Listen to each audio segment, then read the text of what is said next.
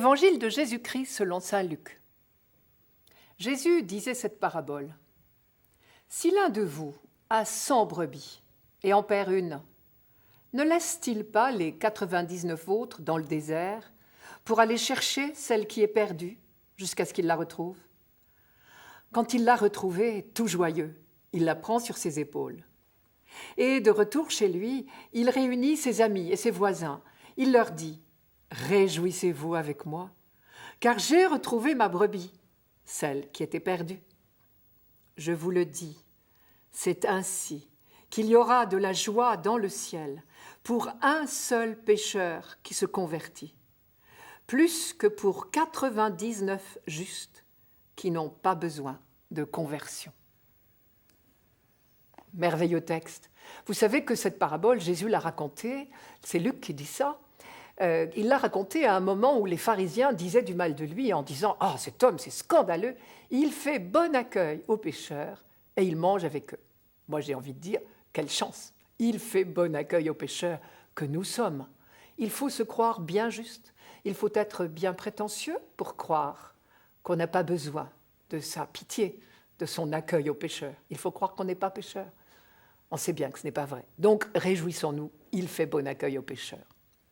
Autre chose, vous avez entendu ce mot de conversion. Moi, je trouve cet évangile magnifiquement lumineux. Vous avez entendu ce mot de conversion dans le vocabulaire biblique avant Jésus et pendant l'ère chrétienne. Ce mot de conversion veut dire demi-tour. Pour ceux qui ont l'habitude du ski, c'est un mot bien connu. Pour ceux qui ne font pas de ski, nous savons quand même ce que veut dire faire demi-tour.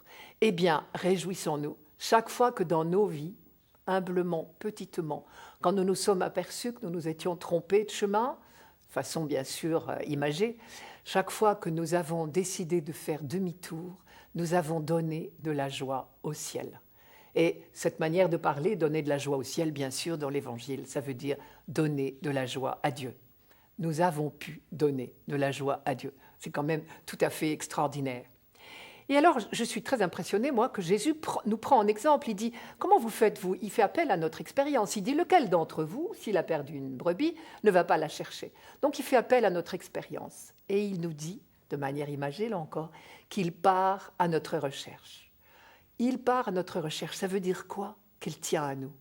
Et vous connaissez une autre phrase de la Bible, qui est dans l'Ancien Testament et qui dit que Dieu tient à nous comme à la prunelle de ses yeux. C'est magnifique, ça. Dieu tient à nous comme à la prunelle de ses yeux. Vous trouverez ça dans le livre du Deutéronome. Vous voyez, un livre très, très, très ancien, au chapitre 32. Eh bien, dans ce même évangile de Luc, vous savez bien, il raconte l'histoire de la pièce d'argent perdue et cette maîtresse de maison qui remue ciel et terre pour la retrouver parce qu'elle y tient. Et la brebis perdue. Il remue ciel et terre, il abandonne tout le reste du troupeau qui n'est pas en perte. Rassurons-nous, un troupeau ne se perd pas comme ça. Un pasteur sait très bien ce qu'il fait. Il peut laisser son troupeau tranquille un instant et vite aller chercher celle qui est perdue parce qu'il tient à elle comme à la prunelle de ses yeux. Voilà des bonnes nouvelles. Autre bonne nouvelle de ce texte, je pense, c'est quand il nous est arrivé à nous aussi de tenir à quelqu'un comme à la prunelle de nos yeux, et de chercher quelqu'un qui était en train de se perdre. Et Dieu sait si, par malheur, dans nos vies, nous en rencontrons des jeunes et des moins jeunes, qui filent un mauvais coton, comme nous disons, qui sont en perdition, ça nous arrive aussi de dire ça, ou qui sont sur la pente, nous avons mille manières de le dire.